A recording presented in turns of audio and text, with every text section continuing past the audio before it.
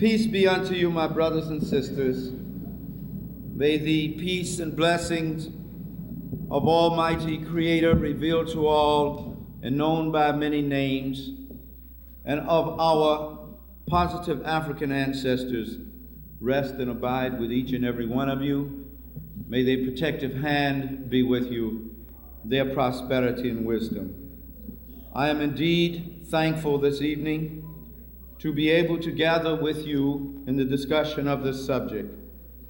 And I'm thinking about the fact that there was a time when more than two Africans would gather together here in this hostile environment to discuss anything they were viewed with suspicion. But if they were found discussing the topics that you discuss in this place, their lives were set on the line. Tonight we're able to gather here in this setting that is truly a setting of our own creation and have our own little bit of Africa tonight, our own oasis in the midst of the storm. And so it is a wonderful experience to be able to share that with you here this evening. How you feeling? Good. You're looking good. Looking real good. I want to give special thanks to the organization that brought us in. It's the UAM, I'm sorry. Okay. Thank you. UAM. United African Movement, isn't it? Yes, thank you. And Brother Bundy, who was so kind to and looked after me so well once I got here in the city. And I'm so thankful for his kindness and care and keeping. And Dr. Felder, who I understand is one of my best press agents here, one of Fourth Dynasty's best press. We didn't even know that you were with the organization. We're all together. I understand he is the foremost press agent for Fourth Dynasty Publishing Company here. Brother Roy Canton and Attorney Maddox, Brother Mark Rowley for his stimulating interview on the program today. I want to thank them. Now, before I get into the topic for this evening, I just have to do a black nationalist commercial for a moment to mention to you. You know that we are with Fourth Dynasty Publishing Company, which is owned and operated by the Barashango family, and which is committed to disseminating the accurate information relative to African people. And to this evening, unfortunately, I was only able to bring a few copies of African People and European Holidays, A Mental Genocide, Book 1 and 2, but I do have a goodly bit of copies of God, the Bible, and the Black Man's Destiny, which covers some 800 historical, biblical, and scientific facts on the African origin of the Bible, the African origin of Christianity, and many other subjects along that line, as well as the very beautiful African woman, the original guardian angel, which documents some of the wonderful and major contributions made by the black woman, her creation of an ongoing contribution to world civilization. So they are available there at the table. Our topic this evening in our discussion is holidays from the perspective of African-centered historical reality. So often we are compelled by the conditions and the environment we live in to look at things in a fantasy manner, a fantastic way, rather than from the viewpoint of reality. The object of the whole African-centered movement in bringing forth accurate information, not only in terms of history, but every other field of discipline, is to be certain that we as a people are able to be confronted with and be made to deal with and to have the tools, the powerful weapons of reality. Whether that reality is pleasant or unpleasant, we must be able to deal with reality in order to be rational and sane and to reach that place for which we are being called to go. And that's why we entitled this topic tonight, Holidays from the Perspective of African-Centered Historical Reality. Why historical reality? I'm reminded of the words of El-Hajj Malik El-Shabazz, peace be upon him, affectionately known to us as Brother Malcolm, when he said, of all our studies, history is best qualified to reward all research. And so it is. When you get into the history of something, then you have a better understanding of what it is, what it was created for, what are its purposes and objectives. So that's why we're approaching it from the perspective of an African-centered historical reality. African-centered because there has been, and we are still being subjected to a Eurocentric worldview. And there's still a great and wondrous struggle going on to break the bonds of that worldview. And so now we must view things from what we are, and we are an African people. I know I don't have to explain that to anybody in here tonight. And that's how you see things. It's how you look at things from your experience. We have several premises I would like to discuss with you before we get into the historical elements of the topic tonight. The first premise is holidays are the institutionalized celebrations of the thoughts and ideas of a particular philosophical worldview. What does that mean in essence? Not that you really need an explanation of it, but I always have to explain sometimes even what I say to myself. The institutionalization of our own thoughts and ideas and our own creations. Part of the process of doing that and helping to keep those thoughts and ideas alive and nurturing us and motivating us in our everyday existence and our everyday struggle and fight for total mental, physical, and spiritual liberation from this beast here, from this hostile environment. As a part of that process, celebrations play a very definite role.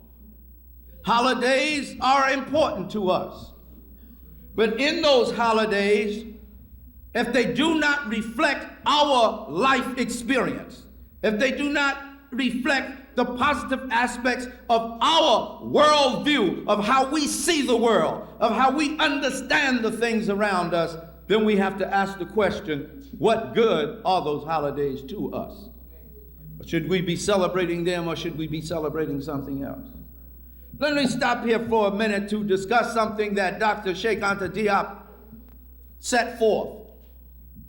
And that is the idea, it has always been known to us who have been aware and thinking people and in the process of continued evolutionary path of enlightenment, that there was a quantitative and qualitative difference between the way that we as a people look at the world and the way Europeans look at the world. Brother Malcolm stated it so beautifully and straightforward. He said, when you sit down to the table with the white man to discuss an issue, to discuss an idea, you're not speaking the same language. It was difficult for some of the Negro leaders of that day to understand what he was talking about, because they knew they were saying the same words. They were discussing the Constitution, they were discussing the Bill of Rights, they were discussing the Declaration of Independence and all those things. The white man was using the very same words that the black people were using, however, they were not speaking the same language, simply because they had a diametrically opposed worldview. Diop puts it in these words. It's the difference between xenophobia and xenophilia. And that is, the European has a fear of anything different, of other people and cultures that is different from him. And therefore, he must control them in some manner or eradicate them. Like the child who has never grown up. You stop running around here, hear black men big strapping Nubian looking black men that can snatch telephone poles up out the ground talking about, I got to go to work for the man. He's not the man. You the man.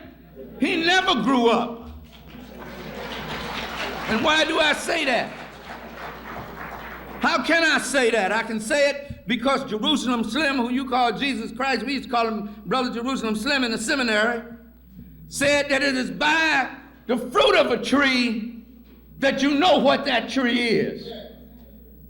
What he produces is what you know what that tree is.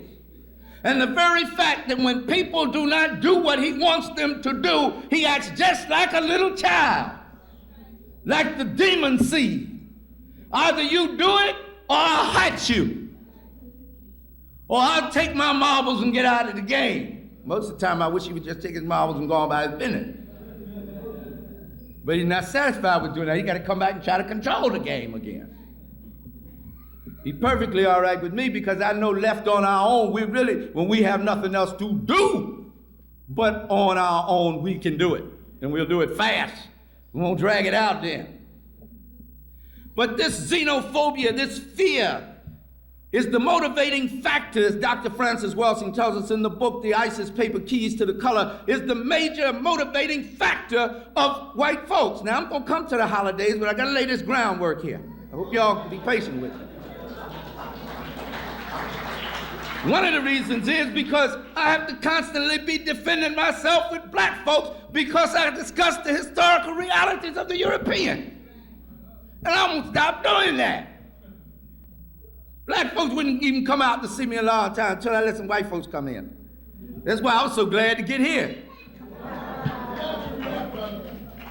One of the few places in the world where I can go where I am totally in an African environment, and you don't want nothing else here but Africa.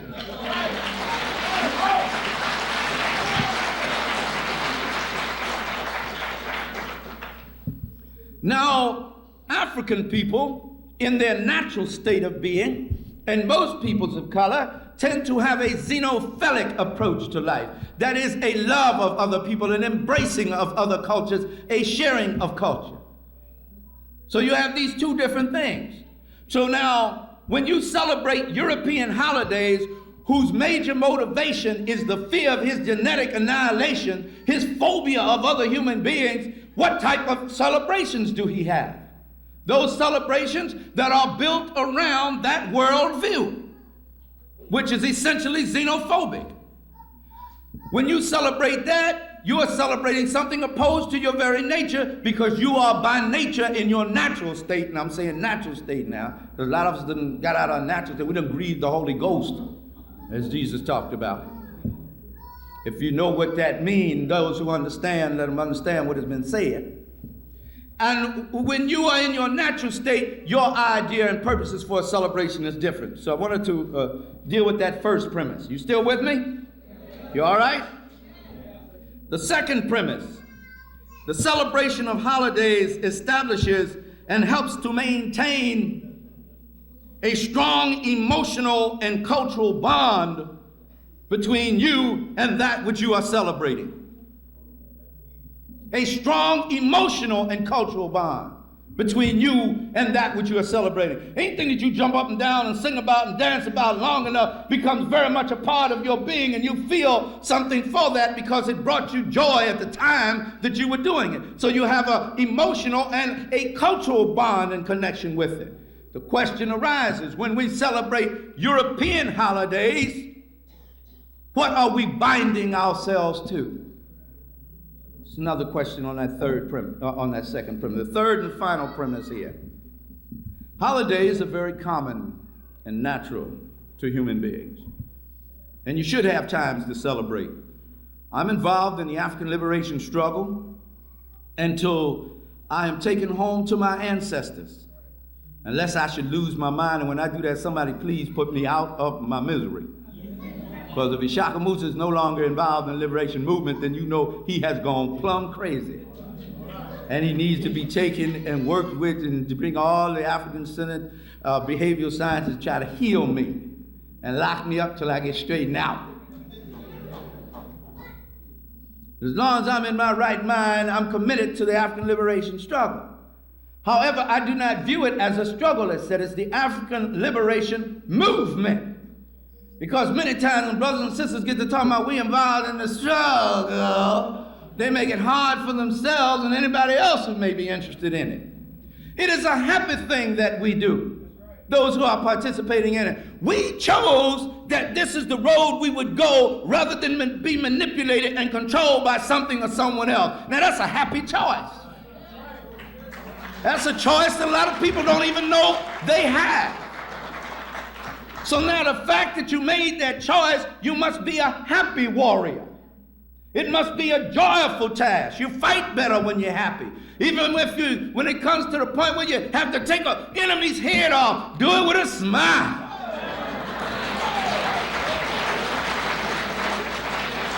And by all means, when you talking to your brothers and sisters, always talk up. Always speak hope. Always speak joy. Always speak the fulfillment of the promise that has been given to our mothers and our fathers ever since the days that we were brought off the slave ships here. They knew from generation to generation that this day would come. So talk in them terms.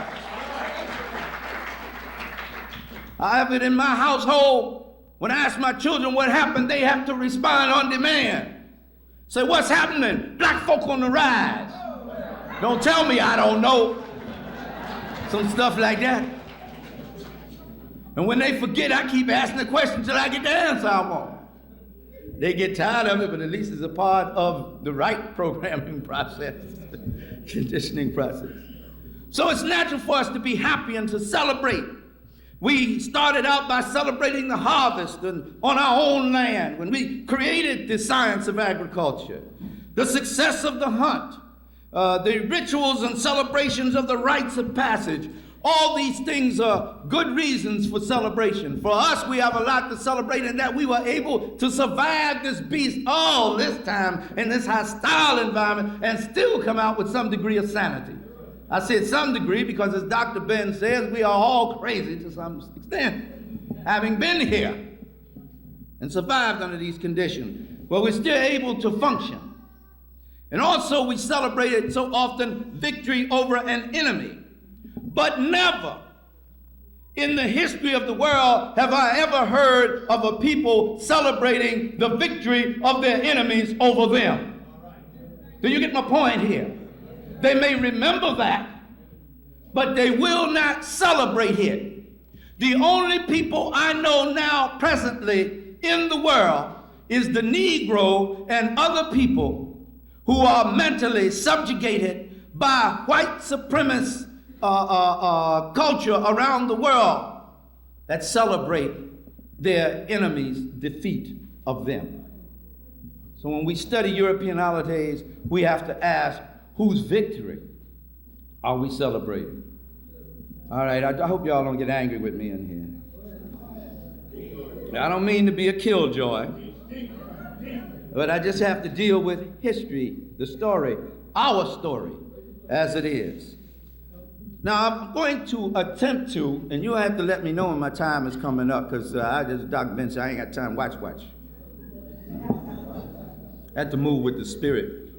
And in the spirit world, we don't know nothing about no time to get into that. But I know y'all got things to do and everything, so you have to let me know when I get there, all right?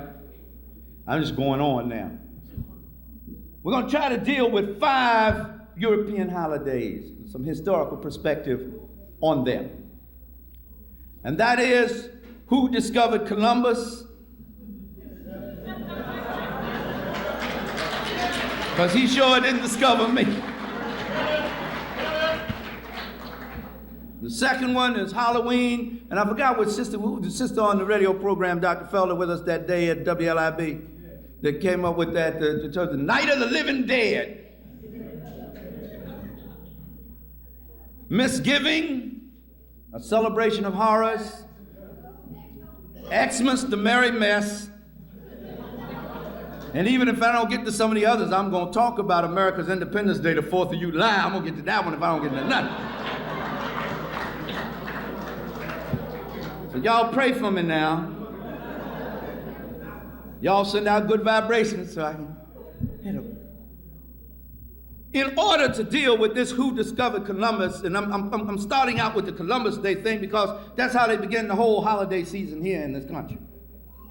That opens the whole thing up. And the reason why I'm putting a lot of emphasis on that this evening is because all this year here in 1992, they're going to be talking about the quincentennial of the coming of Columbus. And they will be bombarding our children's minds with this, intimidating them with this. And their peers will be looking at them and saying, why are you not into this?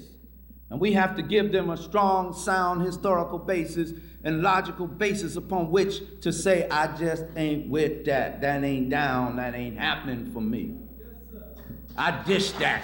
That's what they say in the world. And this is the reason why I recommend that.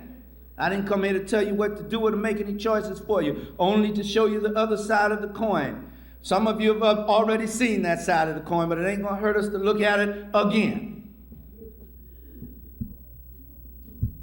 At that time period, talking about 1492 now, we must assess here briefly what was going on in the world then. Contrary to what we have been miseducated to believe, the world was not waiting for white folks to come and bring them Christianity, civilization, or any other thing. They didn't invite them, and they weren't looking for them. They did not need them for anything whatsoever. If you study what was going on in the Olmec and the Mayan and the Aztec civilizations here, and what was going on in China and India and everywhere else around the world and on the mother continent, nobody needed what white folks had to offer. So I want to get that clear.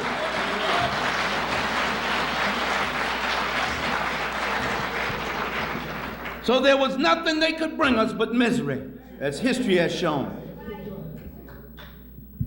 Why do I say that? First of all, I have to go back about 700 years or so before 1492, if y'all don't mind. Talk about one of the great periods of the many wonderful periods of our history on this planet. And that's when the Moors left from the motherland, went over and on the island which later became known as Gibraltar under Gibal Tariq, and from their base of operations and their fort there on the rock of Hercules, between the pillars of Hercules as they call it, they moved now into Spain. They were 80% indigenous, jet black, broad-nosed, thick-lipped, kinky-haired Africa. That is what the documents of history say, not what I say. This is empirical evidence we're talking about here. 20% so-called Semitic Arabs who joined in. The Semitic Arabs or Muslims had nothing to bring to the Muslims on the motherland. When they left out of Arabia and were traveling around for their conquest, they left with a little more knowledge than how to raise camels and how to have herd sheep. It was only after they went in and conquered Egypt that they now come out with this new light and knowledge. This resurrection of the old classics and the zero and all that. And it was the indigenous Africans still living in what came to be misnomered as Egypt, in Kemet there, which introduced them and taught them just like they had taught the Greeks, the Romans, and everyone else who had conquered them. For as Asa Hilliard tells us, they conquered us militarily, but we always conquered them culturally and scientifically, for we had the knowledge to do that.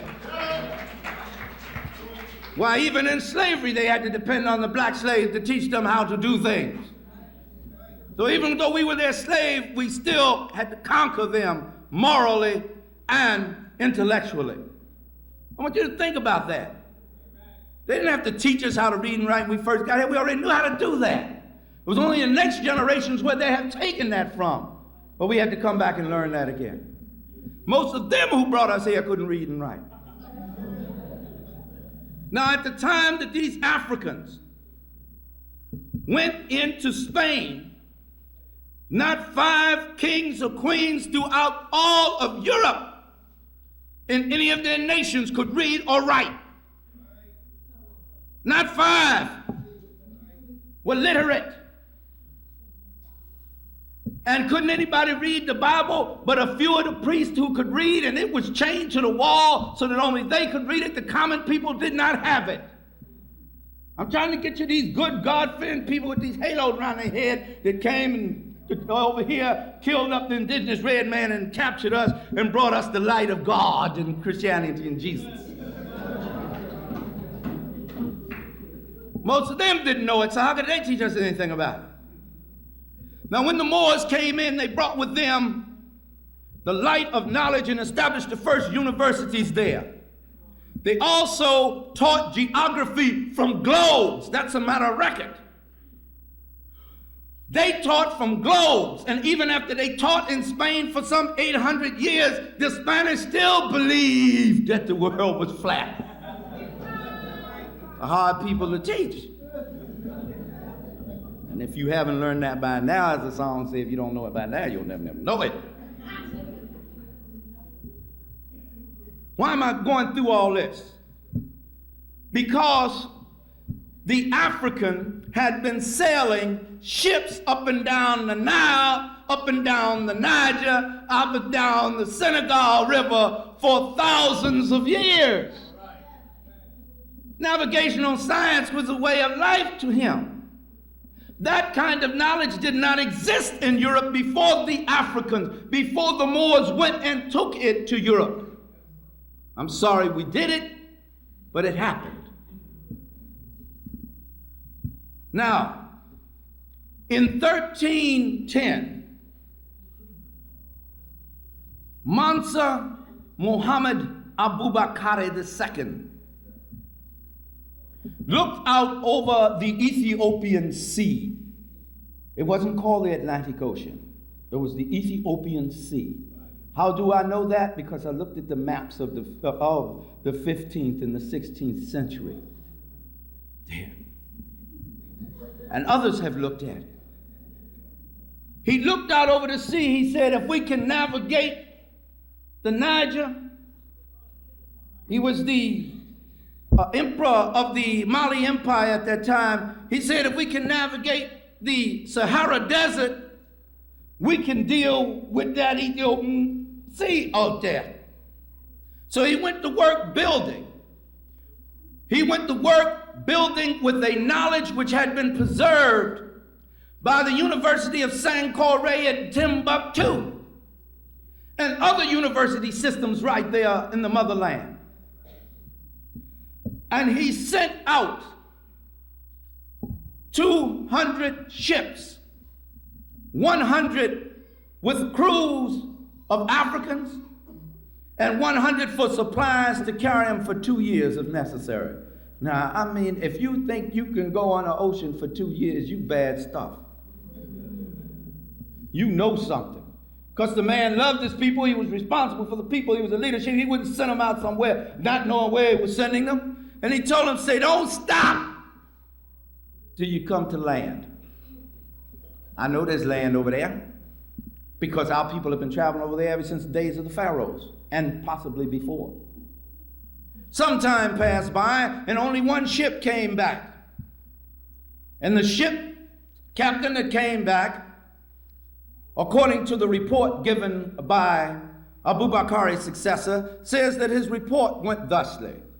Sire, we traveled and we followed the wind gust that would take us straight across the Ethiopian Sea. But we reached a place where there was a great churning river and an awesome mist. And all the other ships went into that mist and I never saw them again. We somehow got spent out of it and were headed back in this direction, so we came home. So what did Abubakar II do? In 1311, I said, what year did I say? 1310, now we have 1311. How far is that from 1492? 1311 now. This black man says, hook me up 400 ships. 200 to carry people and 200 to carry supplies. and I'll see you later. He gave him 5 and got in the wind. After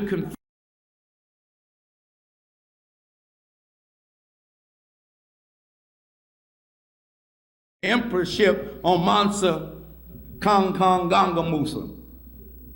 He was never heard from on the continent again.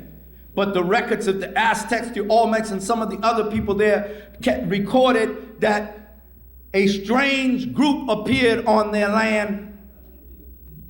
Hundreds upon hundreds of black men with gold spears and golden shields, and one tall jet black man with gold in his braids in his hair, golden slippers, stood under a golden pavilion. And the indigeni bowed down and said, "Hail, our God Quetzalcoatl has returned."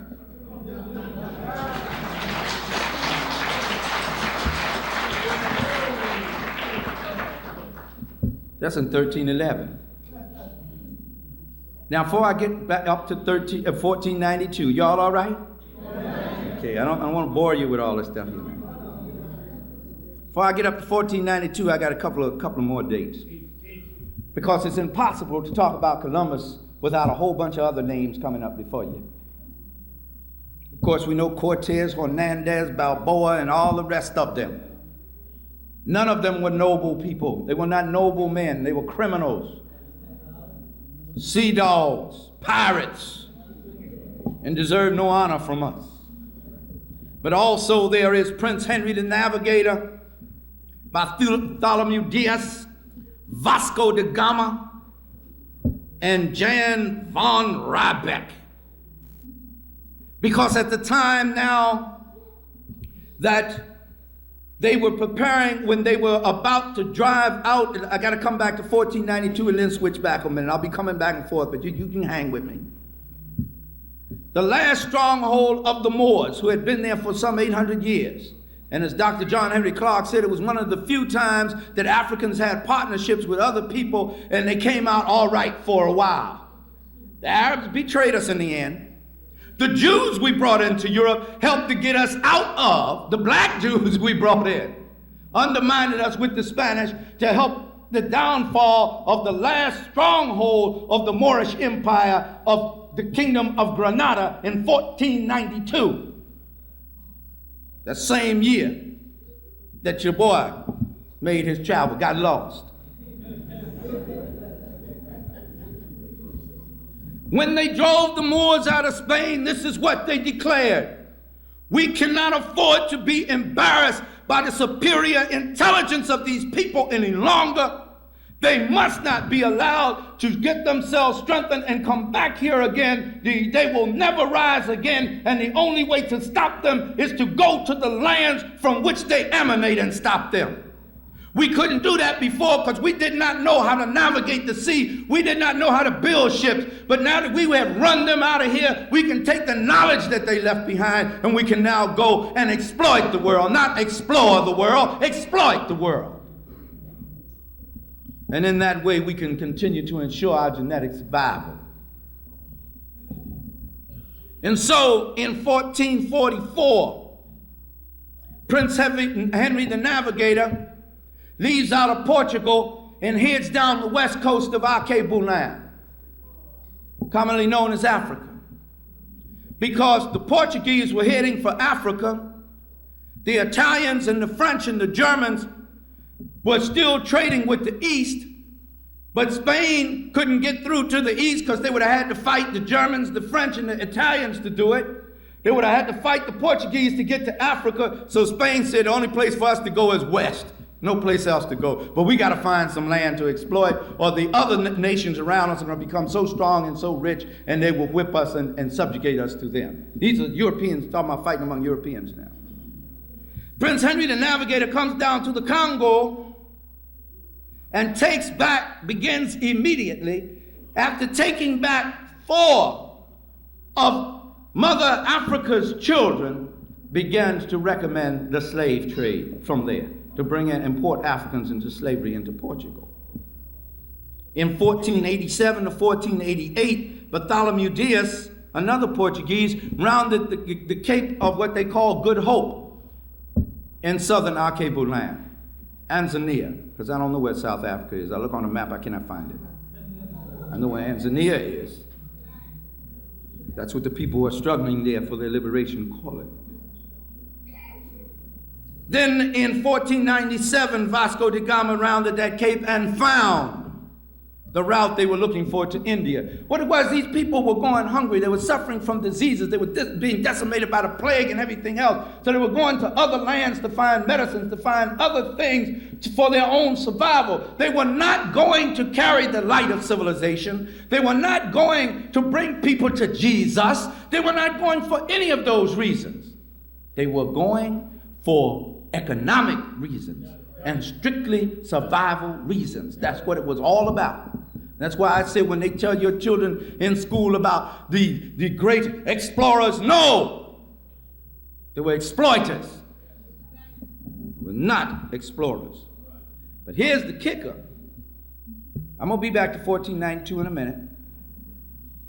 In 1652, the Dutch East India Company, which was trading in the slaves, most of its money was made from slave trade of African slaves, sent a naval surgeon named John van Riebeck, and he established the first white settlement in Tanzania, known as Cape Town. Now, why am I going through all that? Because African children there who are compelled by the miseducation system, the white supremacist miseducation system of the USA there, the Union of South Africa, same initials as the United States of America, tell these children that they must celebrate the arrival of Vasco da Gama, Bartholomew Diaz, and John van Riebeck. And their arrival opened up the door for the destruction of their civilization and the state that they're in now. Now that is mental and cultural genocide. However, many of us here have no problem seeing that in relationship to Tanzania, but we have a problem seeing it in relationship to our experience here in America.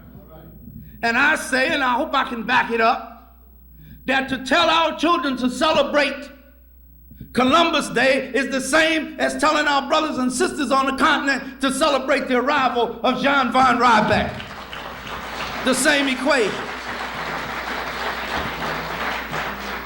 Now, why do I say that? Let me give you a little background on Christopher here. Drop my notes down here somewhere. Hold on a minute. I'll be with you. I'm not gone. Get a little background on him. First of all, his name was Cristobal Colon. He was a Jew. His parents were Jews born in Spain who were baptized Jews, Christianized Jews, to survive there in Europe, because the Europeans were running the Jews all over. I mean, they were giving them hell there in Europe. I have to say that. He was a Christianized Jew who was born to a mother and father who was in the weaving business. At the age of 14, he became a sailor, and it settled in Genoa, Italy. Now, in his travels to the west coast of Africa and other ships he had sailed on, he learned about several things. One, he learned about the Moors having taught that the earth was round from the globes they taught geography when they were in Spain, and they were still using now at the universities in West Africa. He also purchased a map that was used by the Moorish sea kings, who had mapped out the route going across the Ethiopian Sea, coming here to what was later to be misnomed the Americas. This was very precious You ever read in those comic books about finding a map that shows you hidden treasure and people hold it and safeguard? That's what he did with that. That's why he could run around saying to the other ignorant ones, the world is round, give me some money and I'll prove it. Well, how you know that? Well, I can't let you know, just give me some money. You know? He was selling the information. The economic thing. When he came to, I'm not going to go through the whole story there with him, but when he came to Isabella and Ferdinand with his plan, they originally had rejected it. But there was one person who came and saved the day for Columbus. And his name was Luis de Santander, a baptized Jew who was finance minister to Ferdinand. And he said to Isabella, who said, well, now I don't have that much money. Maybe I can, to finance a venture like this, I can pawn my jewels. You know, we heard in school that she pawned her jewels. No, she didn't. He told her, you don't have to do that, because I have a cartel of moneylenders. Why did he have a cartel of moneylenders? Because one of the few businesses the Jews were allowed to engage in Europe was pawnbroking, money lending. And therefore they developed a mercantile class which gave them outreach and connections and networking with other nations. So they had that hookup that by the time of the Rothschilds spread everywhere all over Europe. And they had to finance every war that Europe went into. There. Now, he goes to his cartel, which consists of Don Isaac Abrabanel, Juan Cabrero, and Abraham Senor. All Jews.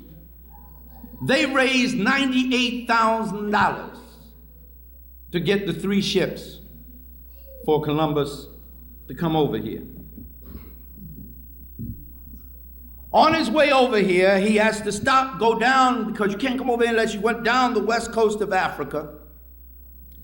And one of the reasons why he went to the west coast of Africa is a brother he had met when he was there before that would be most vital to that mission, that lived in Sierra Leone. His name was Pedro Alonso Nina, one of the most celebrated navigators in the world at that time.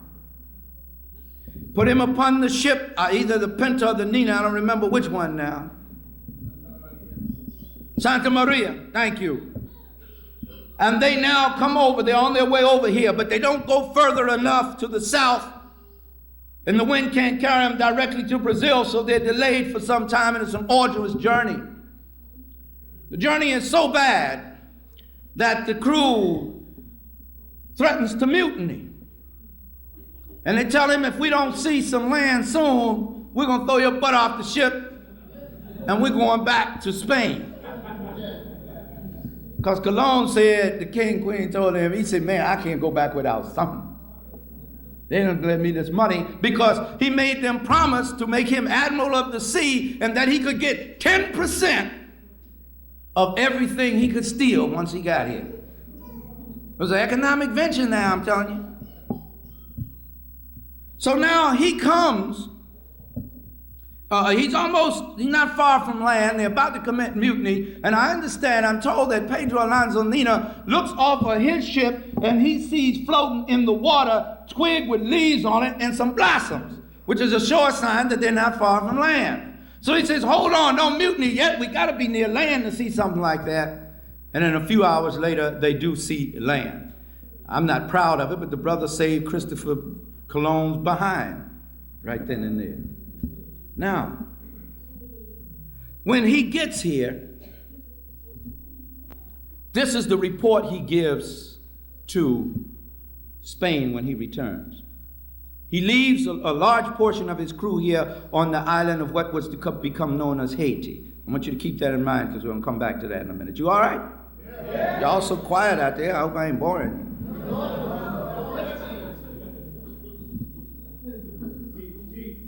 When he gets to bring his report back to Spain, I know I'm hopping around quite a bit, but I'm trying to cover a lot in a few minutes here. As I read from African People and European Holidays, Mental Genocide, Book 1, page 32, this is a report that Christopher Colon made to his sovereigns in Spain. He's describing the people he encountered here. The people he what? That means the people that were what? Already here. As one comedian said, you can't discover nobody who don't want to be discovered. How you going to discover something that's already there? He says this, so tractable, so peaceful are these people that I swear to your majesties, there is not in the world a better nation. Do you hear what he's saying? This white man that was supposed to have to come to these savages and stop them from eating up each other and teach them about God and everything and civilize them, he's saying he has never encountered a better nation than what he encountered of these people here. They loved their neighbors as themselves. What did he say? I thought we had to wait until a white man come to teach us that. Love your neighbor as yourself. That's a part of the Christian doctrine. Love your neighbor as yourself. These people already had it. Didn't need anybody to bring it to them. It was already here.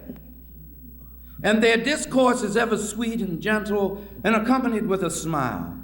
And though it is true that they are naked, now to Europeans, anybody that wasn't covered from head to toe was naked, because as Francis tell you, they had a problem with their own physical body. African people and people of color like to get that sun, get that Ra into them. Women could walk around bare-breasted because they would not be disrespected. Nobody would disrespect. Couldn't do that today because of our minds been twisted all out of shape. But it was nobody would think to disrespect an African woman in those days. It was unheard of, and it could cost you your life. In some communities today, it can cost you your life. It says, though they are naked, yet their manners are decorous and praiseworthy. Columbus goes on to recommend that these friendly and hospitable people be made to work and sow and do all that is necessary to adopt our ways. Do you dig that? Sheer arrogance. To adopt our ways. The people were all right the way they were. They didn't need anything from him. After which he displayed the 10 Taino Indians he had captured and brought to Spain. Now, on his second voyage back, I've got to read something to you. Is that all right? And so some people won't call me a racist in reverse. I'm going to read from a white man this time, okay? Will Durant in the Story of Civilization, Volume 6. This is what he wrote about it. When Columbus returned on his second voyage, after he had left this colony of Spaniards there on the island of Haiti, he returns now and, mercy, hold on again, to this island to see what had happened, what had taken place while he was gone making his report to Spain. This is his second journey now. And it says here that 10 months after leaving these people there, that hardly a man remained of the colony, remained of it. The Europeans, and this is in Will Durant's language now, had roamed the island, robbing the natives of gold and women. They had established a tropical paradise with 5 women to each man. They had quarreled and murdered one another, and nearly all the rest had been killed by the outraged Indians. Now the brothers had opened up their arms and said, come on in, there's plenty, you know. We'll share. These folk acted so bad, they made the Bloods mad there, and they started killing them, which was their right to do. They said they should have slain them at the bay in the first place. I'm not talking violence, I'm not talking hatred, I'm talking our survival.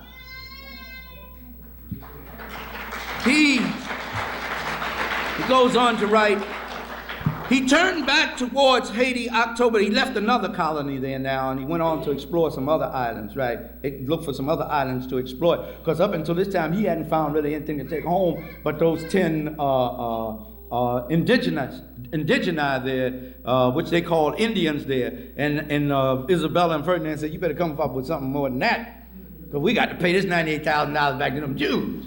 So you better come up with something. That ain't gonna get it. He turned back towards Haiti October the 29th, 1494, wondering how his new settlement had fared. He was shocked to find that it had behaved like its predecessor, that the Spaniards had raped native women, stolen native stores of food, and kidnapped native boys to serve as slaves, and that the natives had killed many Spaniards in revenge. Columbus himself now became a slave dealer. Let me read that again. Listen very carefully to this. Written by Will Durant, Dr. Will Durant, one of the foremost European historians. In The Story of Civilization, Volume 6, page 265. If you don't have it, go to the library and check it out for yourself. Columbus himself now became a slaveholder. He sent out expeditions to capture 1,500 natives. 400 of these he gave to settlers, 500 he dispatched to Spain, 200 of these died on the voyages. The survivors were sold at Seville, but died in a few years, unable to adjust themselves to the colder climate or perhaps to the savagery of civilization.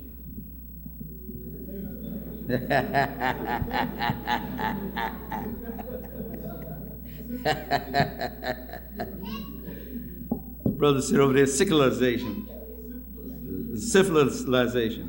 The third settlement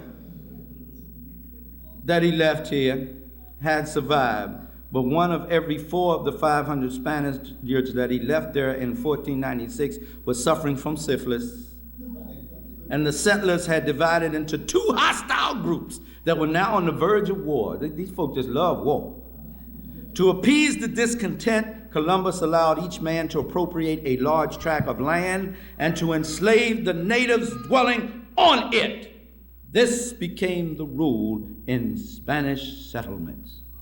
With him on this voyage in 1498, as he crossed the Ethiopian Sea, he passed Africans on their way back home, carrying cargo. And when he got here, he said, what was that I saw? They said, oh, them the brothers from over there. They've been coming, the Sun people. They've been coming here a long time. They brought us some gold. We gave them some things. They took back. They'll be back later. They do that all the time. With him was one of the most infamous creatures that has ever walked on the face of the earth, Bishop Bartholomew Las Casas. He looked at the situation. He said, these people can't stand up under hard labor. They make their living enjoying life. They fish, they hunt, they weave, they make rugs and things. They can't stand up under that hard labor. We're going to have to look somewhere else. So now the Portuguese have Africans, and they can do the work of 10 of these indigos, as they call them. So then he went to the Pope of Rome, the vicar of the Son of God on earth, who once wrote in their catechism, Pope Leo X said, the Lord our God no longer reigns. He has given all power to me. I'm not picking on anybody's religion. That's in their history.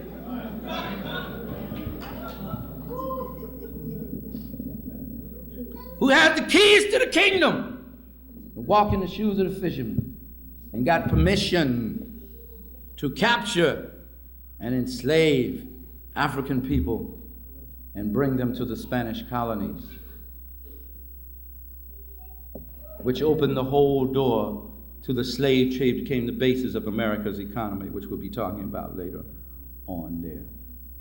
My brothers and sisters, I present to you the question, is it logical? Is it sane for us or our children to celebrate the arrival of a slaver, a person who dealt in the slave trade, A person who opened the door for the genocide and destruction, not only of the red nations here, but the black nations that were here as well.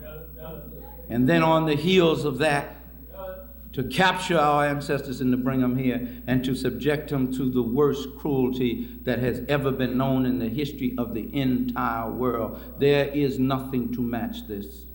This is the greatest of all Holocausts. Would they tell me somewhere between 150 to 200,000 million lost in the Middle Passage alone, not to mention the suffering wreaked and the destruction on all of the civilizations which were existing there on the continent, and the pain and deprivation after we were brought here. So is there that one move by Columbus opened the door to the Western Hemisphere for that kind of activity? So what is there to celebrate in that? I hope you don't get angry with me for sharing that with you. I'm going to leave that alone now. We move on to the next holiday. Y'all all right? Yeah. You still with me?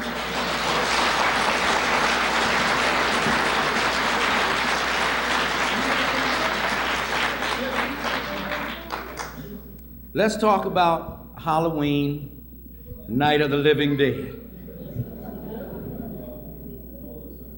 Yes, sir. Oh, I thought my time was up. Now, in order to get to this, I'm going to have to go a little further back in history. Now, we went back to 1310, 711. I'm going to have to go all the way back 200,000 BP. Now, don't get upset, because I guess you're thinking, say, this brother have taught from 711 and it took him all this time to get to 1492. How long is it going to take him to get from 200,000 back then? Well, I won't be able to give as much detail. I'm just going to touch on some things. But I think it's important to lay this sound historical basis to demonstrate the dichotomy here that I'm talking about in reference to this Night of the Living Dead. Now, paleoanthropologists, anthropologists, and a whole bunch of other scientists are not agreed totally on the fact that Homo habilis, which existed some 2 million years ago on the mother continent, was really a human being or not. There's still some discussion over that.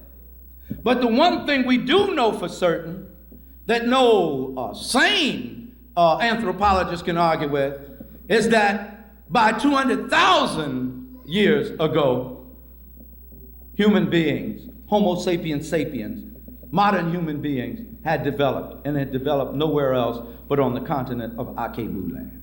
Now that is a fact that only a fool would try to dispute.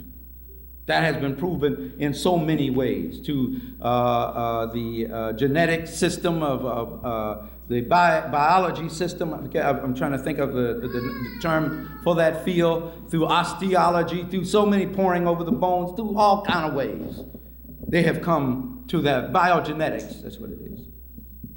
Now, these people who lived some 200,000 years ago produced out of this woman who was to become the mother of all humanity, this queen of the universe, who was that all humans, and some of her children I'm sure she don't want today, but everybody can trace their ancestry back to this woman.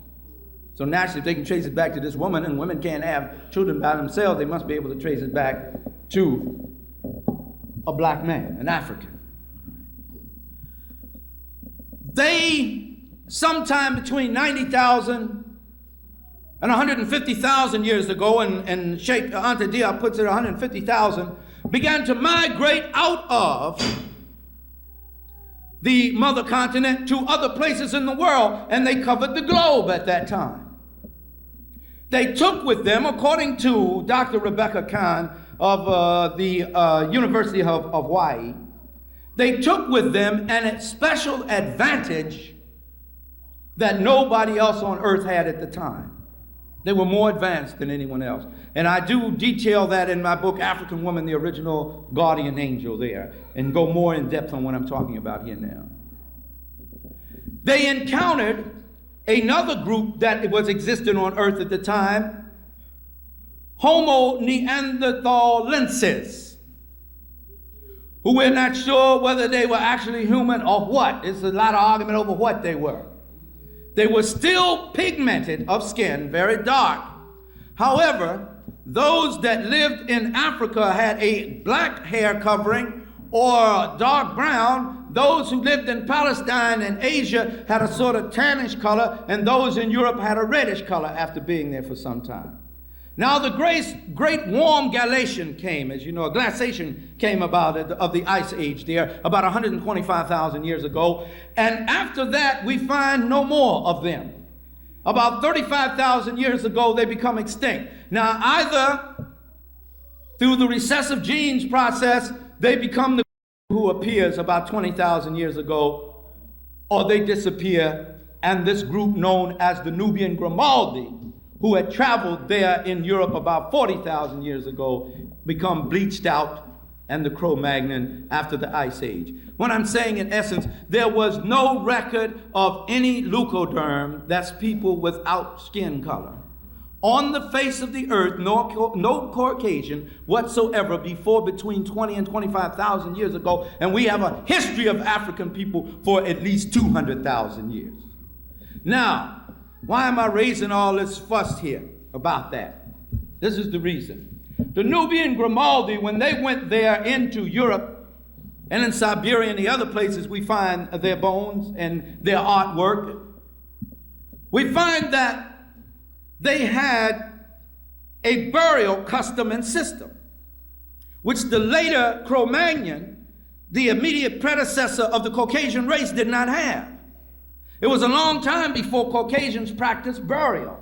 They practiced cremation because they were nomadic. They weren't sedentary people. They didn't settle on land. Africans had a penchant for land and settling on land. No matter how harsh the conditions, they were going to make that land work for them, because they had an attunement with land. Now, in their burial systems, the Nubian Grimaldi showed ritual. There's evidence left behind of the rituals to their ancestors. They had a love of and adoration for their departed, because to the African, until we were brainwashed and conditioned by invaders, there was no such concept as death. You understand what I'm saying to you? There was only the cycle of life, the passing of the rites of passage. And that even though you left your physical body, your spirit went back to the atoms and molecules, to the cosmos, only to return sometime in future children or future generations, or maybe tomorrow at the next child coming in while you're leaving out. How many times have you looked in the face of your children and saw your mother and your grandmother and your granddaddy and so forth? That's because the African never died. So if you never died, there is no fear of death, and that's why our warriors and soldiers of the past were such fearsome warriors, because they didn't have a concept of death. And you can't threaten a person with death, you can't threaten her with nothing.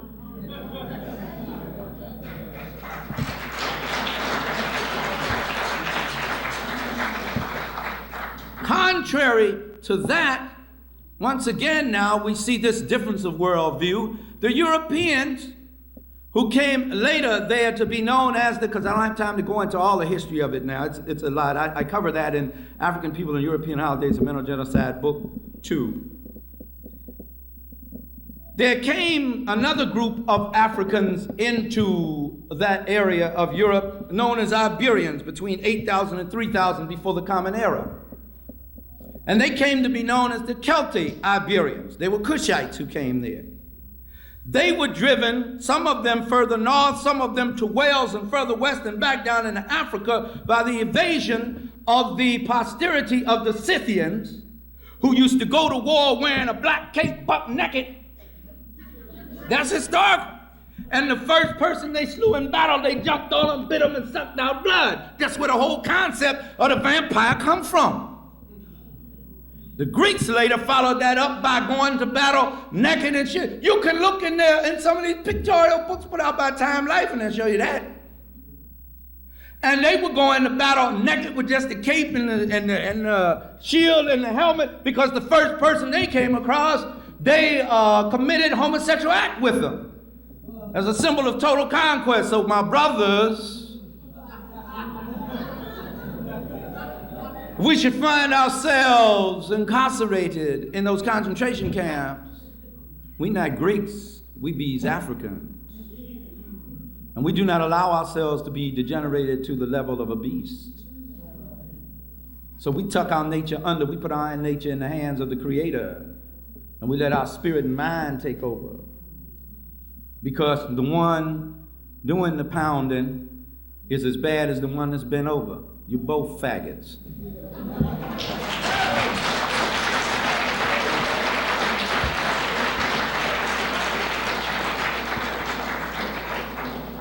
Once since the Sapphire find out about that, she should never have nothing to do with you ever again in life. Well, brothers don't like it when I talk like that when I go to them prisons, but I tell them that, man. You up in there doing some of everything, and when you get out, you're going to come home and endanger these women. No telling what you bringing them. If you can't act like you supposed to act and be a man, you don't deserve no woman.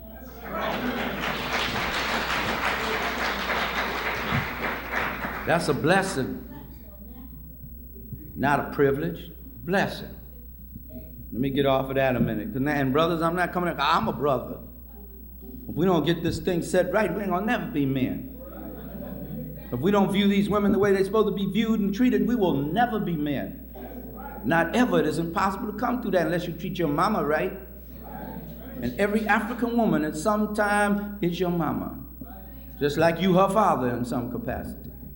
And I'm saying that because I didn't mean to get into that, but you can read it in African Woman, the original guardian angel.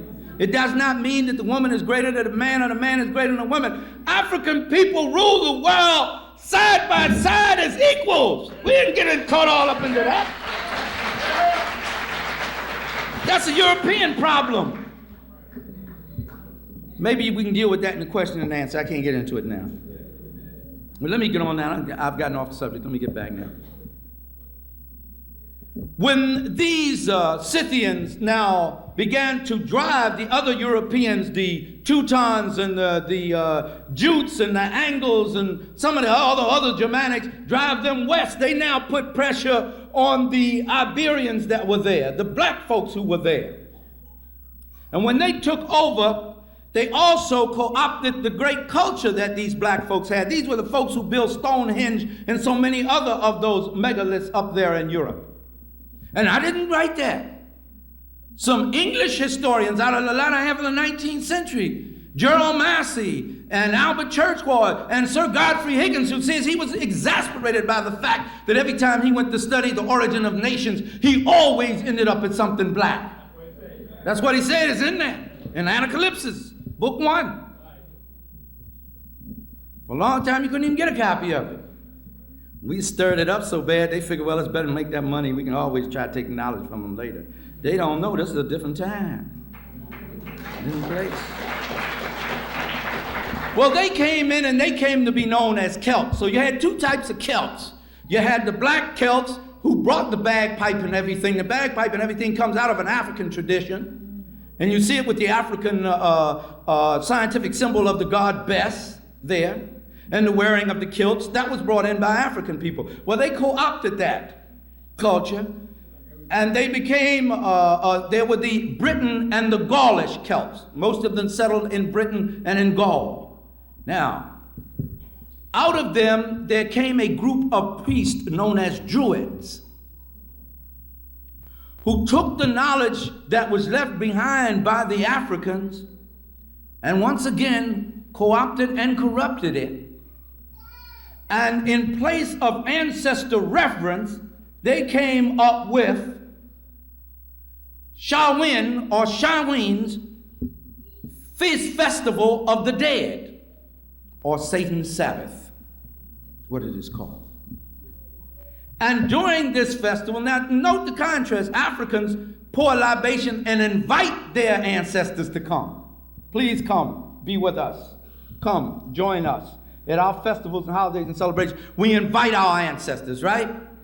Europeans say, please don't come, stay, keep you behind in the ground. Because on October the 31st, which was their new year, it was believed that the earth opened up in the center, all the dead came out and started harassing everybody. Goblins and ghosts and stuff. And they figured the only way they could placate them was to give them gifts. And that's where the trick-or-treat came from. And when that wouldn't work, they even painted their driveways a different color so that they could throw them off. They wouldn't come back to their house no more. They figured if they put on costumes and look like something or somebody else, they could throw them off. This is where the Halloween costume thing comes from. Altogether different worldview we're talking about there. Altogether different understanding about things. We love our departed because we know no dead. They're our ancestors. We love and adore them and invite them to be with us. They're scared to death of the dead. They got to placate the dead.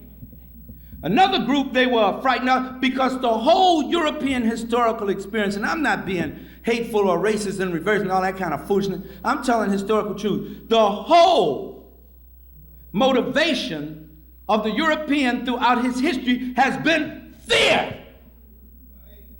Fear of everything and everybody.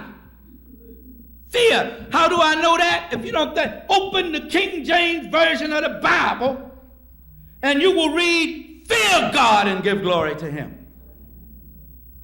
That is not the way it was originally written. It was honor God and give glory to him. But he put fear because fear and honor are one and the same thing to him. So working out of that fear, also as a part of the symbolism of Halloween, you know, Hallows Eve, we find gnomes, fairies, brownies, and things. And actually, they were the Twa people who lived up in Scandinavia. These black people who knew how to, who were metallurgists and were doctors, knew medicine, knew so many things that the Druids and others didn't know, so they figured they were magical. So in those fairy tales, they're talking about the magical Africa many times. The dwarfs, and then they were sharp people, smart people. And they could do all those things, and they could make the weapons. They were just like, so they feared them. So that shows there a diametric difference of worldview. You still with me? Yeah. Okay, I'm trying to get off this on some of the others as quick as I can, all right? Witches. Any woman that knew something that a white man didn't know, whether she was black or white, was a witch in Europe. You don't have to take my word for it. You just go and read the history of Europe. How many women who hadn't committed any crime was burnt at the stake for just eating an apple? Mm-hmm.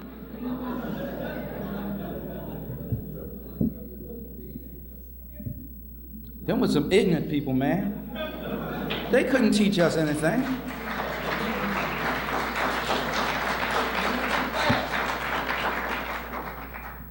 Some black ones, because you talk so bad about the white man. I'm just telling the history. And if they hadn't acted the way they acted, you wouldn't have to get down on it like that. But I mean, now, you know, it's out there. I'm not backing up off it. I'm not going to carry his burden around. He got to pay for that. I got a planet to redeem. I ain't got time messing around with him. I brought him the religion of Osar, which they call Osiris. And he said he was going to do better when I converted him to that. And then he go after that and messed it up. I brought him the religion of Buddha. And he said, oh yeah, I'll get into that and I'll be a better person. He messed that up. Exterminated as many Buddhists as he could and set up Brahmanism. Brought him the religion of Judaism under Moses. He messed that up. Brought him Christianity. He sure messed that up. Brought him Islam and he fooled with that. I ain't got no more time for the cat, man.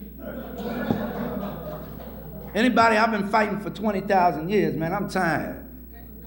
If we've been fighting 20,000 years and we ain't been able to settle this stuff, man, we ain't gonna settle it. That's it. So you go on your way and I'm going my way.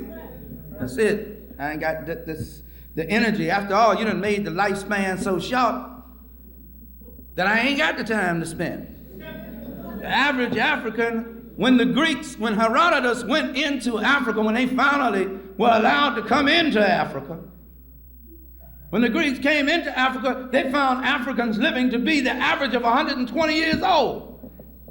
In the heyday of the Roman Empire, according to Ripley's Believe It or Not, 22 years old was the average lifespan. Anybody living to be 50 years old in Europe was automatically a god. If you were 80, you were divine. But here's the thing, man, I'm gonna get back to the witches in a minute. That's the trouble with a preacher and a historian. The two get mixed up in there somewhere.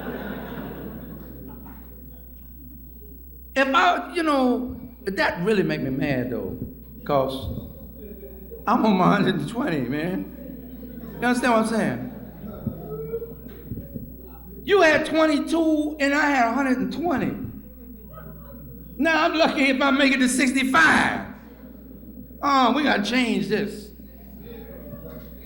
We gotta change this. You didn't do me no good. No good. No, you can't get nothing else from me. I was just reading a book on gerontology, and the doctors are saying that you should be able to live to be 120 years old easily. Very easily. How come we're not getting that in our community and in our neighborhood? Because we don't control the means of production. We don't control the land that we live on. We don't control what comes into our communities that we have to sustain ourselves with. That's why. So no, I ain't giving up nothing. No more. And with my people, man, when you gave them all the love they supposed to have, you ain't got nothing left. So these witches now who had this, African women were the founders of the sciences of the world. And they taught them to the men. Brothers, don't be upset about that. When we document that, Dr. Ben taught you that, and many others taught you that. Documented that. I had to wrestle with it first myself when he first revealed it to me, but I know it's the reality. Made me a better man for it. And the black cat, who's always shown with the witches, was a symbol of an African deity known as Heru, the mother of the harvest. And one of her symbols was the apple and the apple tree. So that's why the two were associated together. When I say, some of my students call it the Barashango dictum, because one of the things that I taught in my classrooms is usually what is good for us is bad to them, and what is good to them is bad for us. The theory of irreconcilable opposites, that's what I call it. Everybody else got theories, I guess I can have one. I'm gonna deal with just one more because I want to get off of this and get into another holiday or two if I got time here. You all right? Yes. But I can't leave here without talking about the pin the tail on the donkey. And what that means. Now, when you had your children run around there playing with blindfold on, pin the tail on the donkey, this is what it means historically. On Satan's Sabbath and other festivals of the Druids, they selected a jackass or goat. And that goat was blessed and sanctified to represent Satan, because up there at that time there was no difference between Satan and God in Europe. It didn't make any difference. Christianity hadn't come in or any of the other things there. So it didn't make any difference to them. And as a part of the ritual, you were blindfolded and you had to show that you were a committed devotee to Shahwin or Satan by kissing the donkey or the goat smack dab in the middle of. Don't take Ishakamusa's word for it. They have wood carvings with that on it. They have it in art books of old Europe where they show that taking place. If you don't want to believe, go to the library and look some of them things up, you'll see it. And some of the encyclopedias on Halloween, they will show it to you. Some other people have written books on it. When the Romans came in 55, before the Common Era, under Julius Caesar, and in 46 under Claudius Caesar, they modified that with one of their rituals, which was the kissing of the tail of the horse at the temple of Pomona. They didn't have to go smack dab in the middle. Just the hair on the tail. But some kissing was done.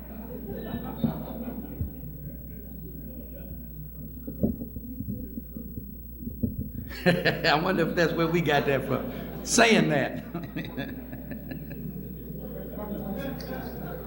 And we can say it too, and be serious. Especially sister. Sister can say it better than anybody I ever. So we ought to think about that before we say that to each other.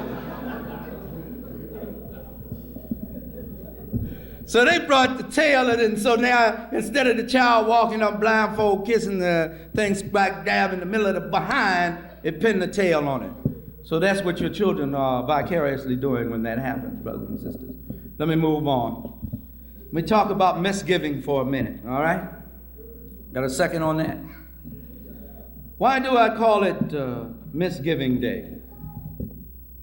A celebration of horrors. Because first of all, the good pilgrim fathers that you hear so much about were actually homeless people looking for somewhere to stay. Not that there's anything evil about that, because there's a lot of good people out there that's homeless today. But these suckers have been thrown out of Europe and were considered to be criminals. They didn't come over here to bring the benighted heathen the gospel dispensation and introduce them to Jesus. They got some money to get the ship, the Speedwell and the Mayflower, and the people who put up the money said, look, when you get there, send us back furs, all you can take, and whatever else you can take to pay this money back, and we can make a profit off this venture. Well, Speedwell didn't make it, only Mayflower got in. And as Will Rogers said, white man said, the pilgrims got off the Mayflower, hit the shore, fell on their knees and thanked God, got up and fell on the Indians. And that's exactly what they did. Look at here, brothers and sisters. I want you to check this out a minute, man. I know some of you already know this, but probably most of you already know this. Now, Dr. Fellows and Spirit, the books are all everywhere. But it not hurt us to go over it again, because every year you go over to George Washington and chop down a cherry tree, which was absolutely never told a lie, which was a lie. You can't be a general without practicing deception. Diversionary tactics is a lie. You're making a person think you're over there when you're over there. That's a lie. You can't say this man never told a lie. I mean, generals have to lie to win wars. And he won very few. Didn't win any, actually, until the black folks got in there, but that's another story. And I'm not proud of that either. But check this out. These people come here now. They dock outside on the ship, the Mayflower, and 42 men of the 120 some odd people they have aboard, 130, 42 white males make a compact to decide what is going to happen in this land. They didn't ask anybody who was living here what was going to happen. They decided it. The white male ego decided it. Not that I'm letting the female off the hook, because I ain't. She spawns them, produces them, nurtures them. They get here, they're hungry, they're starving, they don't know what to do to survive. And who welcomes them? Even after the Columbus experience, who welcomes them? The indigenous red man. Come on in, brother. We'll feed you, we'll take care of you. He does it for a year. When that year is up, the pilgrims go back out to their ship. After building them a log cabin, they put a cannon on top of that log cabin that is directed at the Indian village. I'm just using that term for convenience, because I don't like the term. I'm just using that for convenience right now. In 1621, they had their first Thanksgiving celebration for having survived, and Governor Bradford of the Massachusetts colony wrote that most, over 40, some of them had died, and scarcely 5 or 6 remained sane who was there. The rest of them were totally crazy, mad. He wrote that. That's documented. It's out the archives of the United States government got it. By the next celebration of Thanksgiving, this is what took place. It was the red man who brought the venison and brought the turkey and all those things. You see these things with the pilgrim and his stove-type hat and stuff, and bell gun, and then the turkey smiling, walking beside him, and the Indians flipping and dancing because he's so happy this white man done brought him God and Jesus. You sat in the classroom just like I did. When they would talk about the pilgrim with tears running down your eyes, the poor pilgrim.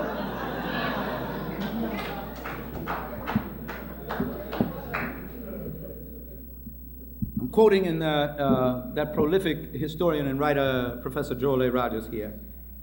And he says that the early American whites were cruel.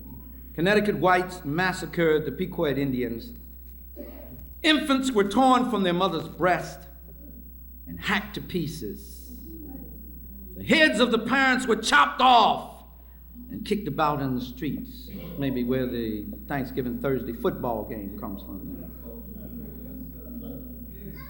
Governor Bradford wrote, "It was a fearful sight to see them frying in the fire, and streams of blood quenching the same, and terrible was the stench and the stink thereof. But the victory seemed a sweet sacrifice, and they, the whites, gave praise thereof to God." I don't think I need to say any more about Misgiving Day now. That was enough for me. They were some of the lowest, most degenerate, and the people they sent over here to these colonies were mostly criminals. They emptied out Newgate Prison, Oxford Gore, and a whole bunch of others there. The daughters of the American Revolution were whores, prostitutes, and harlots sent over here. That's what they spawned America with. And you wonder why the American government, even today, in 1991, can't do right? They have a criminal element in them. Why they can't keep crime cooled out? Because they are criminals. They're probably more tolerant of crime than any other nation in the world. Because in their subconscious, they know what their history goes back to. Billy the Kid and all those criminals, Jesse James were their heroes. All criminals. Ponce de Leon and Pizarro, hero, criminals, committing genocides against people. So that's enough about Misgiving Day. Let's go on to Xmas a minute. I know I don't have much longer left. Let me deal with that.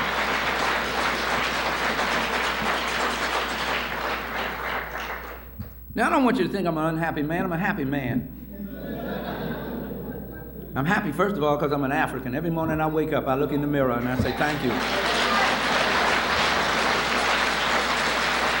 And I mean that. Win, lose, or draw. When black people make me mad, and it can make me so mad, I'm still happy to be an African. It's still my blood. The greatest experience I've ever had in my whole entire life was the African experience. I have not always had the African experience. I'm a born-again African. Because I didn't always know I was an African. And since I've been born again to the Africanness, it is the most wondrous experience I've ever had. And the study of our history is just so overwhelming to me. It just takes me out. And this is a drop in the bucket. We haven't even begun to study this. Our scholars, as great and wonderful as they are, haven't even touched the surface, and they know that. We all know that. Look what we have to bequeath to our children now. The thing that opened up, the bull's out the barn now. You can't do nothing. You can't shut the door. They just best go on and leave us alone. They're going to call down God's anger on them, and He's going to use us to demonstrate it. Now, when we get to Xmas, the merry mess, I know some of y'all really get mad with me about that one, because I got to admit, I mean, the music and all that. I mean, that's some, the way they portray it is pretty, man. I mean, it's tempting. It's pretty. I like the music. And every year I used to go to see the Nutcracker Suite. In fact, I conducted the Nutcracker Suite. I still like the music. But when I studied it, went into it historically and found out what it was all about, that was based in the Satanism practices, once again, of the Druids and all that. And I don't have time to go on that tonight, but I do discuss it in the book. There were several questions that came up. And one was, first of all, it is not the birthday of Jesus. First of all, it is not. Jesus ben Joseph of the house of Panther, maybe you might want to question me on that, was a black man, and we have empirical fact. We're not saying it because we would like it to be so, because it makes us feel good to think that. It is a historical fact that you can't get around. Even Billy Graham, when they put him on the point in the 60s, said, well now, what color was Jesus? He said, swarthy. So they stopped and said, okay. Said, well, it really doesn't make any difference though, because he was for everybody. So they went on with that. The swarthy is the German word swartz for black. That's what it was. You can't get around that. So here now they take the life of a black prophet, a liberator, because S.G.F. Brandon, in his book, Jesus and the Zealots, a white theologian at Manchester University, he begins the book with the first paragraph. The only thing known for certain about Jesus of Nazareth is that he was crucified as a rebel against the Roman Empire. And Donovan Joyce says everything else is theological conjecture. Now that may be the only thing that Mr. Brandon knows, but while I was reading Mr. Brandon, I also read Mr. Rogers. And Mr. Rogers says, moreover, the word Christ comes from the Indian word Krishna, which means the black one. And I also, having studied history, knew that he came from the tribe of Judah, which was the navy blue-black tribe of the children of Israel. And the only one who could reign as a king and be received as a true prophet was he who was kissed of the sun. Because the Israelites, like the Bible says in Amos the 9th chapter and the 7th verse, are ye not unto me as the Ethiopians and the Egyptians, O Israel? We're of the same racial stock. But we don't have time to go into detail, but in God, the Bible, and the Black Liberation Struggle, I give documentation for that. They tell me they used that book in some seminaries around this country. There was an underground movement going on, and those young ministers said, when we come out, we're going to start interjecting this to the people. And in some denominations, they have a groundswell coming up where they're telling them they got to take that Eurocentric white supremacist imagery down out of the church. So as they're pushing for that, the reason why, they told me, when I met with them, they said, Brother Shaka, you're one of the pioneers here, and we appreciate what you've done. I didn't even know that was going on. They said the reason why we seem to be moving slow, brother, is because, and I know why, because some brothers stood up and would tell the people and lost their whole congregations. So they said we're going slow and feeding them a little at a time. One brother got up preaching, because see, I'm crazy, it don't make me no different, you know. If you come, I'm happy. If you don't come, I got to do it anyway till the day I die. Even if I prince to the benches, I got to do it. One brother was preaching on the Jesus as an African and his involvement in the liberation struggle, and the next week his church was empty.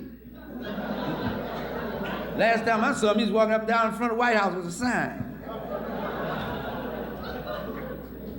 That's what they did to him, man. But here you have a black man who was crucified or assassinated for rising up and taking his people to establish a kingdom of heaven on earth, which is a nation, not kingdom in heaven, but kingdom of heaven, fighting for liberation from the white Roman power structure. And the Romans didn't crucify him as a new prophet. They didn't crucify him as God or the Son of God or the organizer of a new religion. What does it say? He stirreth up the people. The charge was inciting to riot. That's what the charge was. Everything else came later. After Europeans took him over, he became any and everything. Now, they fought over these different days once because it began as the African Christian church, and the Europeans took it, Rome took it militarily. Now, after Augustine and Origen and Tertullian and others had taught them, which they shouldn't have done in the first place, we always run over there telling them something and getting the dirty end of the stick. So now, they had a problem they had to face because everybody in the world of peoples of color, and even many of the white people in Europe, the Druids and so forth, having inherited that knowledge from the Iberians who was there, celebrated the winter solstice. The time when the earth tilts back towards the sun, and we're moving back towards summertime now. And it was on December the 25th, around December the 22nd, and went on through some places December the 25th. And it was the birthday of Horus, or Haru, from which we get the word hero, the son of Osset and Osar, whom they misnomered Isis and Osiris, the birthday of Tammuz, the birthday of Mithra, just about any savior god around the world was born on this day. So they said, these people are not going to let this go, so we're going to have a birthday for ours. They came up with the 6th of January, the 16th of April, several days in in August, some days in September, and they finally decided on December the 25th. When did they decide it? 325 years after the fact. When everybody that knew Jesus was gone away from here. Anybody who may have had some birth records didn't have any more. And how did they get people to accept it? Not through Septimus Dominus Meum. Holy God, Holy Jesus, Mary Mother of God. By the power of the sword. Constantine the Great at the Council of Nicaea in 325. Most everything you believe about Christianity was decided then and there. It was the cross and the sword. They didn't do it by praying. Because the African bishop said, this is not true what you say. Jesus is not one with God. He was a great prophet. They said, you either accept it or we run your behind out of here. So they ran him out. And they established it by the sword there. I think I've dealt with that. I'm not going to deal with Santa Claus now tonight.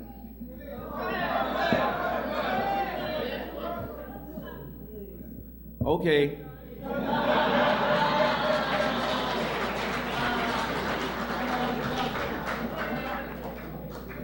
Don't worry about my train. I'll stay over if I have to.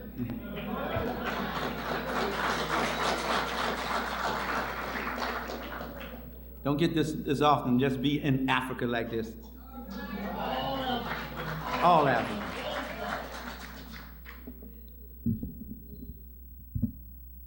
Santa Claus, or Sinterklaas, as the Dutch called him, is another name for Satan. How do I know that? All you have to do is look at the letters and mess with them a little bit and you see that.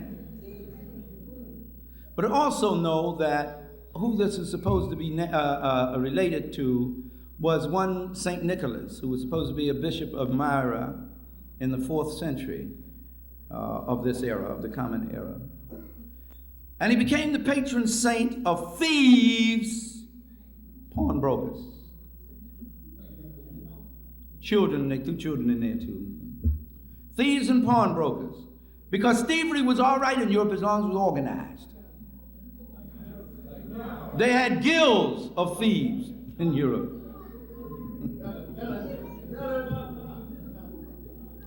Now, well, you get locked up if you didn't belong to the guild. If you was out there working on your own as an independent, that's when they lock you behind up. But if you were protected by the guild, you could make it. And St. Nicholas was the patron saint of that group, and pirates. And he was also called Old Nick. which you don't have to take while you go back and study European language, which was another word for the devil. Because there was always with the European an ambiguous aspect in anything they dealt with. And they had the devil or God or whatever, they were all, and that's why in the mistranslation of the King James Version of the Bible, you will find all of these contradictions. How can a divine, I'm using their term, I don't even like the term God, because it's dog spelled backwards, but I'm just using it for convenience now. And there's a whole historical reason as to why. I can't go into that right now. How can a good, loving God, Father, Africans always said mother, father God, because you can't procreate nothing, even on the spiritual level, without the female and male aspect. Only Europeans try that stuff. Even the divine creative intelligence in the universe got to hook up in the midnight hour and make things happen. It's a holy thing when you go about it right. But how can this good, loving Father, as they call him, that could do no wrong, created the world and said it is good, that is perfect, that created all things perfect, do all that, and then have a devil in that world? Now, if God created everything according to their thinking, how in the deuce did the devil get there? If all the creation was done by God, where did the devil come from? You got to ask that question. If it was already there, how could it be there if God was greater than it? I'm asking some questions, and you know why I'm asking this question? Not to pick with you or not to attack your belief system, because I don't mess with anybody's belief system, but I'm going to deal with history whether you agree with it or not. A lot of young people are asking these questions, and we're giving them all kind of fantastic and mythological answers that do not make sense to them. And so they are seeking answers in the wrong place. And therefore, if God, and the Bible often says that God caused this evil to happen to this person, caused that evil to happen to that person. How can you be good and cause evil at the same time? What you're looking at is a mistranslation of the ancient text in the King James Version there. That's what you're looking at, a confusion there. So with the European, and I did that to demonstrate that those who mistranslated the text always had that idea there was really no difference between them, between God and the devil. It all worked in there, hooked up together there. Good and evil is whoever could sustain it by the sword that made it holy and righteous and just. There could be nothing no more evil than human enslavement. Nothing more evil than that. Nothing more evil than genocide. But as long as you could do it and get away with it, then you were ordained by what? God to do it. Because God let you get away with it. That's the Europeans thinking, his way of thinking. So this is how now Santa Claus becomes Satan, that used to ride around on a gray donkey. They got a thing about that donkey, man. On Christmas Eve night, when everybody was scared to death because they said that night too that goblins and ghosts and things came out and messed with them. And he had this big wassail bowl filled with this intoxicating beverage that he would feed the goblins and keep them from messing with the people. And that's how he became Father Christmas. Also, another word for him is Kris Kringle. Kris Kringle means the birth of the Christ child. Now this I got to ask you. Now wait, man, so let's be logical. Let's put aside belief and all that. Let's be logical in our thinking. How can a little short, dumpy, fat, red and white suit and wearing puffy faced white man be a representative of or one and the same of the Christ child born over in a hot land in Palestine, a black boy in a manger in a stable, who eventually was assassinated for rebelling against the Roman government? Where's the connection? But here's the foolishness of it. I don't mean to sound arrogant or anything, but it just sounds foolish to me. Look, these young people are coming to me with this and to us with this. Now, either you're going to deal with reality with them or you're going to lose them altogether. But these fantasies are not going to keep it. They may have worked for you in your time because you didn't know any better. God winked on your ignorance because you didn't know no better. But now the door has been opened. The light is here. And if you fight against it, you fight against yourself. You prick against yourself in fighting against it. I'm not trying to convert you to anything. I'm not trying to get you to join anything but yourself. I want you to do your own thinking. And you can't do your own thinking unless you know this as well as that. Then you got some information you can work with in your brain computer. Other than that, you'll be walking around supporting their system and keeping them going from now on. After a while, God will have to kill you with them too because you won't let go.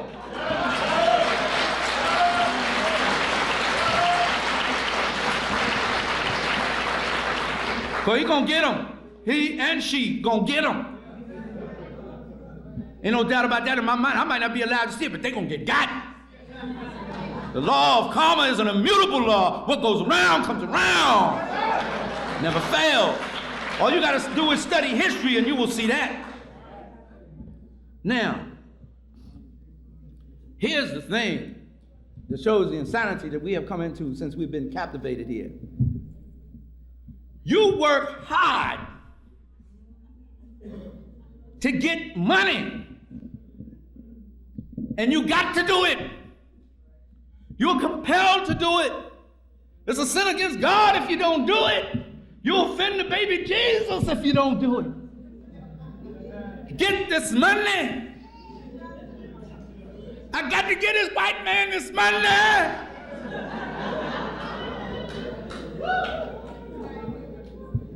And he put you in a state of panic and hysteria. There's only 20 days left to Christmas. Only 15 days left to Christmas. Oh, I gotta get this money. Oh.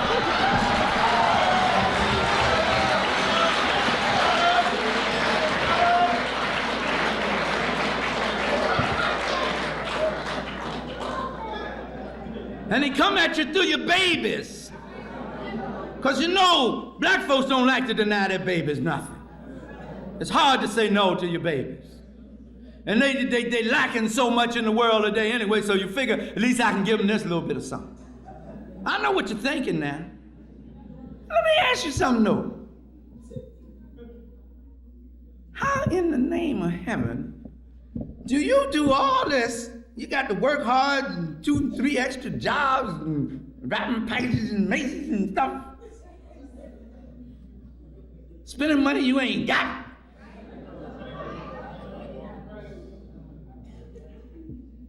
Wait till the babies go to sleep at night. And here you go with your fool self. Tip them out.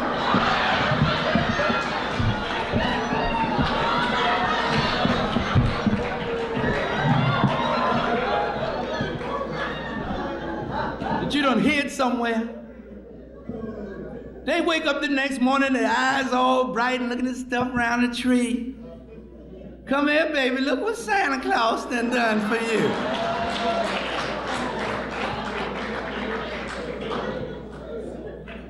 Now, you can do what you want. Ain't no way in the world I'm gonna work my butt off. Buy something for my children and tell them some white man did it.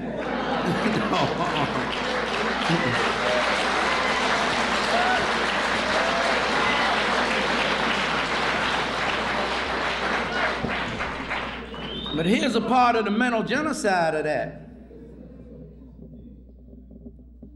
You lied to your child for 10, 12 years. You may think that's a light thing, but it isn't. You have your child believing in something, and I mean we believe in it. I was hurt. I cried for 2 days when they told me it wasn't no Santa Claus.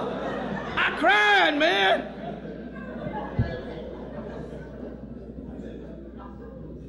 And I'm trying to figure out how can my mama, who's a beautiful woman, who loved me and worked hard, working in white folks' house, washing their clothes and ironing their clothes and scrubbing their floors and things, take care of me. How can she lie to me like that? And it establishes, if the child is not conscious, it establishes subconsciously a distrust. Time is running out. It establishes a distrust in anything else you say. So now by the time they get to adolescence, you wonder why they don't trust what you say to them. You don't lie to them like that. For what? To give white folks the credit?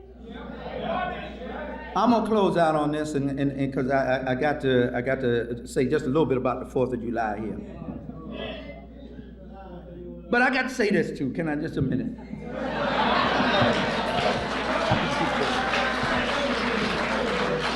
Many times I go to prison. I didn't know I had such a, brothers pass books all around the prison. I went down a hall of one prison. It was like I was returning a conqueror from victory. All over there, man. Oh, are the brothers in prison be reading the books? And I went to one prison, man, heard all this cheering all over there. Where they there? How they know me? So I get to go and talk to the brothers in the prison a lot, see? So I'm in prison talking to brothers. And a lot of them I find got armed robbery charges. And many of those charges fell during this season of the year. So I asked him, I said, brother, what's responsible for that? Why'd you do that? Because most of those crimes are committed against other black people. See? So, well, why you do that, bro? He said, well, now look, I'm gonna tell you. This is what some of the brothers told me. He said, when your children keep saying that this is Christmas and this new thing coming out and that thing coming out, and your woman keep putting pressure on you about you got to get some money and get some Christmas in here, because I know I can identify with that. That's why I hooked up with the sister I was with now, the African American sister. I've been through that. I let some sisters go behind that.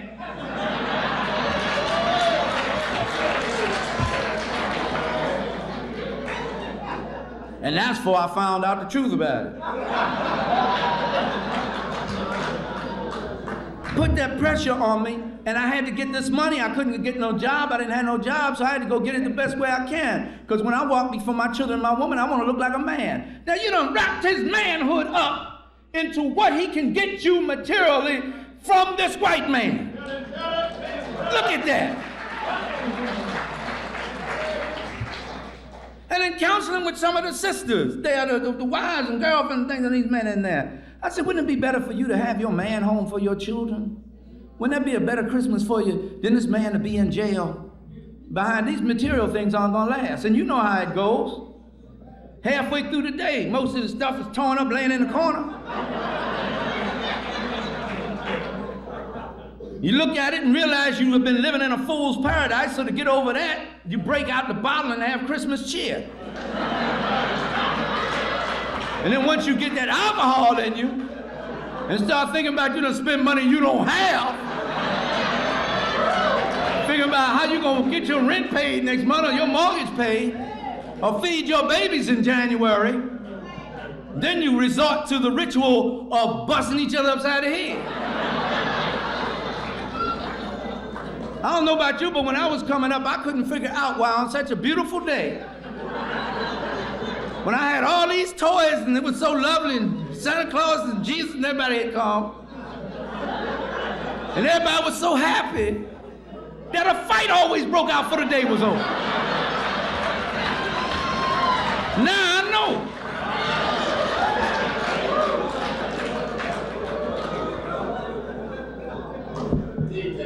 4th of July, and I'm finished. Just take me a minute on this one. I don't want to take advantage because I know you got other things to do, but 4th of July.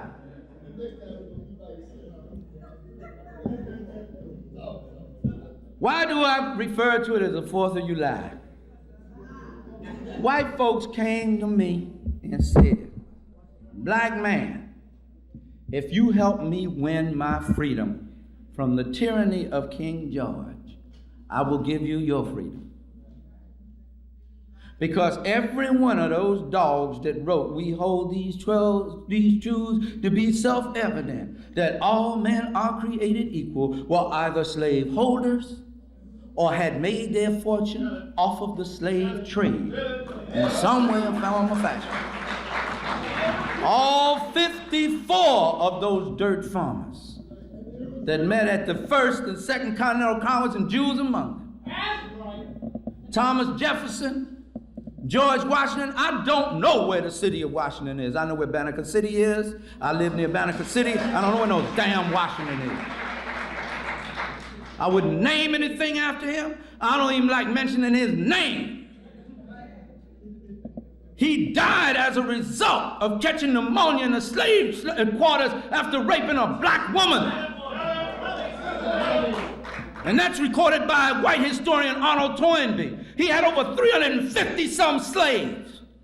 Sold one slave, traded him for a hog's head of a rum. Father of whose country? Certainly not mine. And to make my children look up to this dog is mental genocide.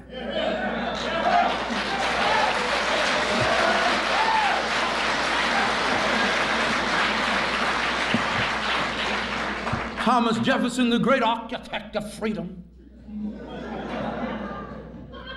who wasn't misguided entertainer, saying, the one who wrote the document and signed the document that freed all men. It did not free all men. It only freed the rich landed gentry in the 13 colonies. It didn't even free the common man in the 13 colonies. And it damn sure didn't free us. He had slaves, and he had this penchant for messing with adolescent girls, impregnating them, and when he had the black babies from those girls, from those slave girls, he would take them at 6, 7, 8, 9, 10 years old and work them in his nail factory. I'm supposed to honor that? The shot that was heard around the world, I'll be finished in a minute. The shot that was heard around the world was not fired at Lexington, and it wasn't even heard around the world. The rest of the world didn't give a damn about it. Excuse me for cussing so much. That bullet landed in the chest of Crispus Attucks, which I am not proud of, because he was a chump, a misguided chump. Why you say that, Brother Shaka? Why you be so cold? He just come off the plantation himself. And now he gonna stand there and fight for the slave owner. If you got to catch a bullet for something, catch it for them brothers and sisters back there wanting their freedom.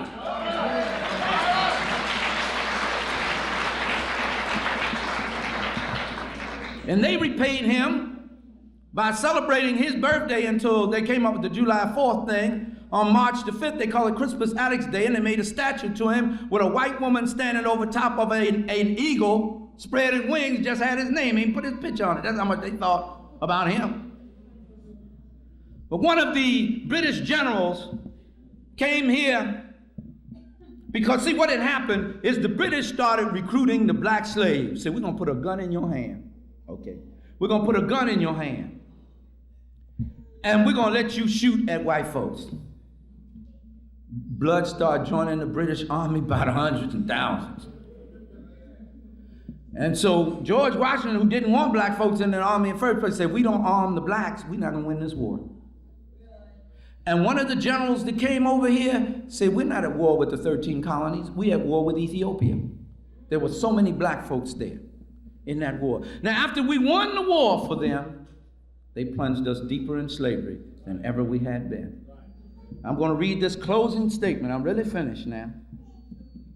On the 4th of July. I'm going to call on Brother Frederick Douglass now, who said it so well. And the white folks can really be arrogant. They call this man an ex-slave, fighting for the abolition of other slaves, to come in the year 1852 and give a speech on his love for America on their 76th anniversary of America's independence. And old Fred came. Yes, he did. And this is what Fred said. What to the American slave is your 4th of July? Our answer, a day that reveals to him more than all other days of the year the gross injustice and cruelties to which he is the constant victim. To him, your celebration is a sham, your boasted liberty an unholy license, your national greatness swelling vanity, your sounds of rejoicing are empty and heartless, Your denunciation of tyrants, brass-fronted impudence. Your shouts of liberty and equality, hollow mockery. Your prayers and hymns, your sermons and thanksgiving, with all your religious parades and solemnity, are to him mere bombast, deceptions, and pious hypocrisy. A thin veil to cover up crimes which would disgrace a nation of savages. There is not a nation on the earth guilty of practices more shocking and bloody than are the people of the United States at this very hour. Go where you may, search where you will, roam through all the monarchies and despotisms of the old world, travel through South America, search out every abuse, and when you have found the last, lay your facts side by side of the everyday practices of this nation, and you will say with me that for revolting barbarity and shameless hypocrisy, America reigns without a rival. Brothers and sisters, that is what the 4th of July and any other European holiday means to me. So when you are celebrating, make sure you are celebrating that which has brought life to you, which has enhanced your life, which has advanced your life, which is a part of your great